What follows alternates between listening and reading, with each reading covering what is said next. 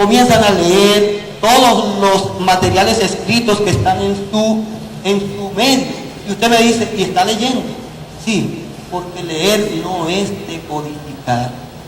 Leer en nuestra concepción es producir para descomponer el todo, para hacer la síntesis.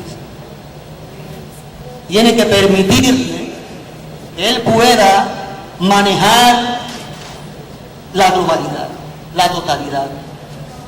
Por eso es que hablamos de la aprendizaje. Él la percibe globalmente, eso tú lo sabes. Entonces, la teoría del aprendizaje tiene que apropiarse de esa condición natural del niño para poder llevar los contenidos de aprendizaje. Entonces, en la lengua, ese todo está en el texto, porque es el que desarrolla, produce un sentido, es el que trata una temática completa. Y cada vez que tú tomas ese texto y lo fragmentas para dosificarlo por parte, al niño se le hace muy difícil hacer la síntesis. No tiene las herramientas, no de las partes de la lengua. Están en función del sentido, del significado, del tema. Y cuando tú no le permites comprender el tema, comprender el sentido, no te va a comprender los elementos que conforman ese sentido, que expresan ese sentido. Sin teoría, así creo que es más fácil entender la globalidad o el sentido de totalidad con que manejamos el texto y la lengua. Aprendizaje integrado global.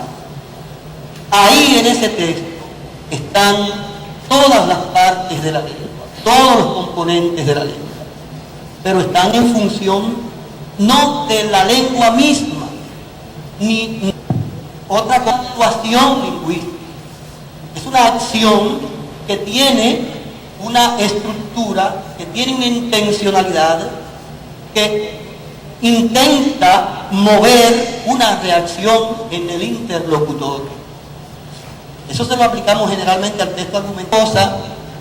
Es que las intencionalidades que hay en un texto son múltiples. Preguntamos, respondemos, narramos, describimos. A eso nos referimos cuando hablamos de actos comunicativos o de actos. Son actuaciones que el niño no solamente dice por decir, o el hablante no solamente dice por decir. Nadie narra por narrar.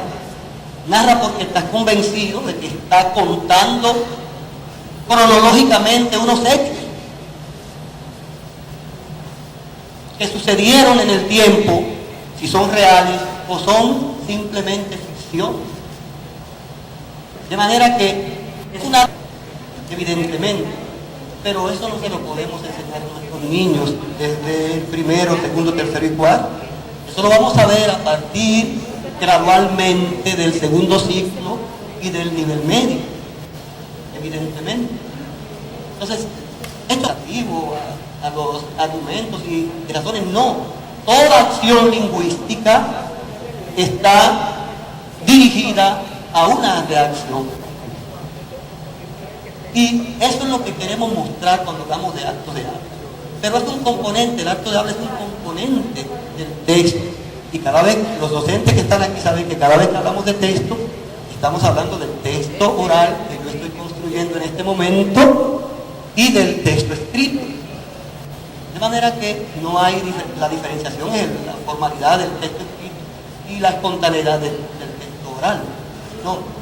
Pero sabemos todos que en cada uno de ellos hay una conjunción de actos, de intencionalidades que deben armarse en una trama, en una estrategia discursiva que le va a dar la textualidad, la tipología textual. Y ahí entra entonces la gramática textual, que es la que va a permitir manejar toda la estructura textual.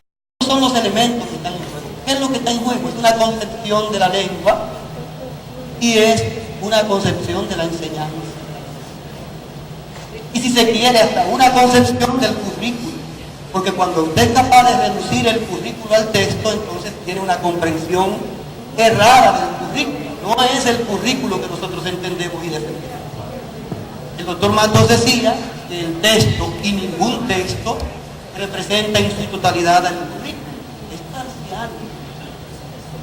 Por eso en ese texto hay unos recursos tecnológicos, pero también hay unos recursos impresos a los que se envía al estudiante y se le pide al estudiante que consulte, que amplíe su marco de conocimiento revisando los textos escolares que están en tu aula, que están en tu escuela. No solamente a los recursos tecnológicos, y a cualquier otro recurso impreso que tenga en tu mente. De manera que con la conjunción de una diversidad de medios y de textos impresos, vamos a conseguir al final del año que nuestros niños de primero, de segundo y de tercero superen las debilidades que han venido teniendo. Pero los maestros tienen que empoderarse de esta concepción de currículo, de esta concepción de aprendizaje, de esta concepción de lengua que nosotros estamos proponiendo. No es que la estamos proponiendo nueva, esa es la concepción del currículo. Nosotros estamos rescatando esa concepción del currículo y concretizándola a través de materiales y de procesos de inducción y de formación permanente en los docentes para que pueda ser aplicada en el aula.